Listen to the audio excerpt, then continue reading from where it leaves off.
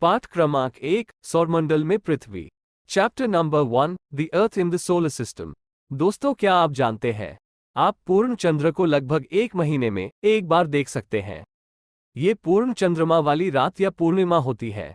You can see the full moon only once in about a month's time. It is full moon night और पूर्णिमा। पूर्णिमा से 15 दिन के बाद आप चंद्रमा नहीं देख सकते। यह नए चंद्रमा की रात्रि या अमावस्या होती है।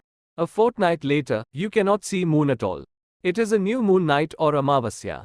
हम दिन के समय चंद्रमा एवं इन सभी छोटी चमकीली वस्तुओं को क्यों नहीं देख पाते हैं? क्योंकि सूर्य के अत्यधिक तेज प्रकाश के कारण रात के समय चमकने वाली वस्तुओं को हम दिन में नहीं देख पाते हैं। We can't see the moon and all those bright tiny objects during daytime. It is because the very bright light of the sun does not allow us to see all these bright objects of the night sky. सूर्य, चंद्रमा तथा वे सभी वस्तुएं जो रात के समय आसमान में चमकती हैं, खगोलीय पिंड कहलाती हैं। The sun, the moon and all those objects shining in the night sky are called celestial bodies. कुछ खगोलीय पिंड बड़े आकार वाले तथा गर्म होते हैं। ये गैसों से बने होते हैं। इनके पास अपनी ऊष्मा तथा प्रकाश होता है। इन खगोलीय पिंडों को तारा कहते हैं। सूर्य भी एक तारा है। Some celestial bodies are very big and hot. They are made up of gases. They have their own heat and light, which they emit in large amounts. These celestial bodies are called stars. The sun is a star. रात्रि में आसमान की ओर देखते समय आप तारों के विभिन्न समूहों द्वारा बनाई गई विविध आकृतियों को देख सकते हैं। ये नक्षत्रमंडल कहलाते हैं। While watching the night sky, you may notice various patterns formed by different groups of stars. These are called constellations. Ursa Major या बिग बियर इसी प्रकार का एक नक्षत्रमंडल है। सप्तऋषि मंडल 7 तारों का समूह है, जो कि नक्षत्रमंडल अर्सा मेजर का भाग है। अर्सा मेजर और big bear is one such constellation. Saptarishi मंडल, a group of 7 stars, is a part of Ursa Major constellation. प्राचीन समय में लोग रात्रि में दिशा का निर्धारण तारों की सहायता से करते थे। उत्तरी तारा उत्तर दिशा को बताता है। इसे ध्रुव तारा भी कहा जाता है। यह आसमान में हमेशा एक ही स्थान पर रहता है। हम सप्तऋषि की सहायता से ध्रुव तारे की स्थिति को जान सकते हैं। In ancient times, people used to determine directions during the night with the help of stars. The North Star indicates the north direction. It is also called the pole star. It always remains in the same position in the sky. We can locate the position of the pole star with the help of the Saptrishi. कुछ खगोलीय पिंडों में अपना प्रकाश एवं ऊष्मा नहीं होती है। वे तारों के प्रकाश से प्रकाशित होते हैं। ऐसे पिंड ग्रह कहलाते हैं। पृथ्वी, जिस पर हम रहते हैं, एक ग्रह है। यह अपना संपूर्ण प्रकाश एवं ऊष्मा सूर्य से प्राप्त करती है। Some celestial bodies do not have their own heat and light. They are lit by the light of the stars. Such bodies are called planets. It gets all its heat and light from the sun. सौरमंडल, the solar system. सूर्य, 8 ग्रह, उपग्रह तथा कुछ अन्य खगोलीय पिंड जैसे क्षुद्र ग्रह एवं उल्कापिंड मिलकर सौरमंडल का निर्माण करते हैं। सौर परिवार का मुखिया सूर्य सौरमंडल के केंद्र में स्थित है। The sun, 8 planets, satellites and some other celestial bodies known as asteroids and meteoroids form the solar system. The sun is the head of solar family. Surya, the sun. The sun is in the center of the solar system. It is huge and made up of extremely hot gases. It provides the pulling force that binds the solar system. सूर्य सौरमंडल के केंद्र में स्थित है। ये बहुत बड़ा है एवं अत्यधिक गर्म गैसों से बना है। इसका खिंचाव बल इससे सौरमंडल को बांधे रखता है। सूर्य, सौरमंडल के लिए प्रकाश एवं ऊष्मा का एकमात्र स्रोत है। ग्रह, द प्लैनेट्स। हमारे सौरमंडल में 8 ग्रह हैं।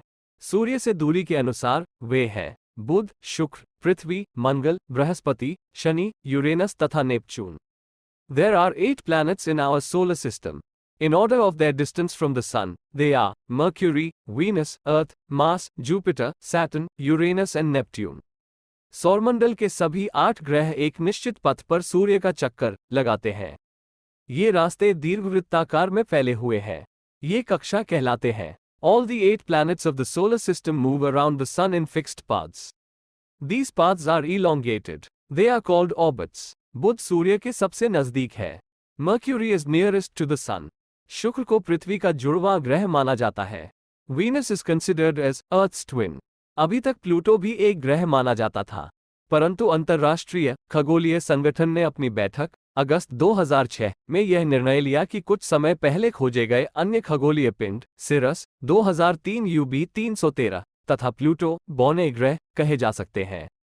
Till recently, August 2006, Pluto was also considered a planet. However, in a meeting of the International Astronomical Union, a decision was taken that Pluto, like other celestial objects, Ceres 2003 UB 313, discovered in recent past may be called dwarf planets. Prithvi, the Earth, सूर्य से दूरी के हिसाब से पृथ्वी तीसरा ग्रह है। The Earth is the third nearest planet to the Sun. आकार में ये पांचवा सबसे बड़ा ग्रह है। ये ध्रुवों के पास थोड़ी चपटी है। यही कारण है कि इसके आकार को भू-आब कहा जाता है। In size, it is the fifth largest planet. It is slightly flattened at the poles. That is why its shape is described as a geoid.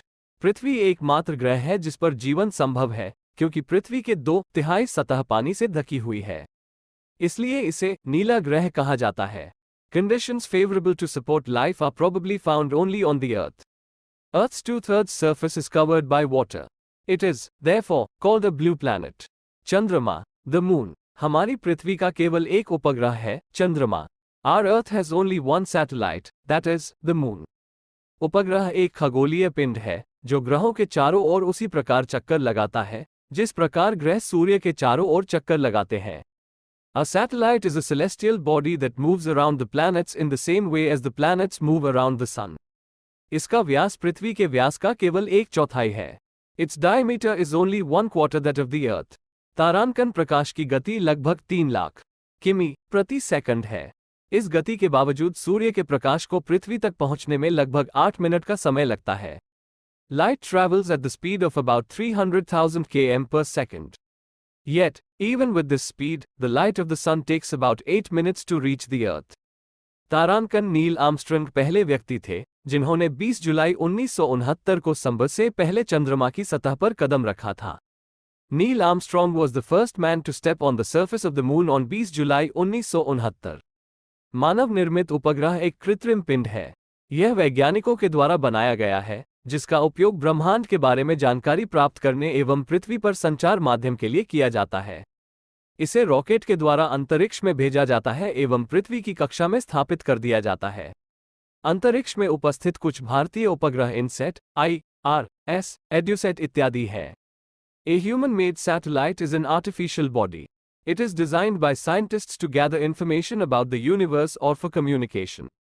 It is carried by a rocket and placed in the orbit around the Earth. Some of the Indian satellites in space are INSAT, IRS, EDUSAT, etc. चंद्रमा पृथ्वी का एक चक्कर लगभग 27 दिन में पूरा करता है। लगभग इतने ही समय में यह अपने अक्ष पर एक चक्कर भी पूरा करता है।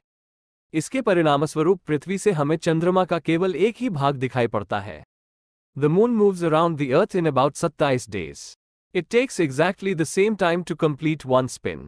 As a result, only one side of the moon is visible to us on the Earth. क्षुद्र ग्रह, the asteroids. तारों, ग्रहों एवं उपग्रहों के अतिरिक्त असंख्य छोटे पिंड भी सूर्य के चारों ओर चक्कर लगाते हैं। इन पिंडों को क्षुद्र ग्रह कहते हैं। Apart from the stars, planets and satellites, there are numerous tiny bodies which also move around the sun. These bodies are called asteroids. ये मंगल एवं बृहस्पति की कक्षाओं के बीच पाए जाते हैं। They are found between the orbits of Mars and Jupiter.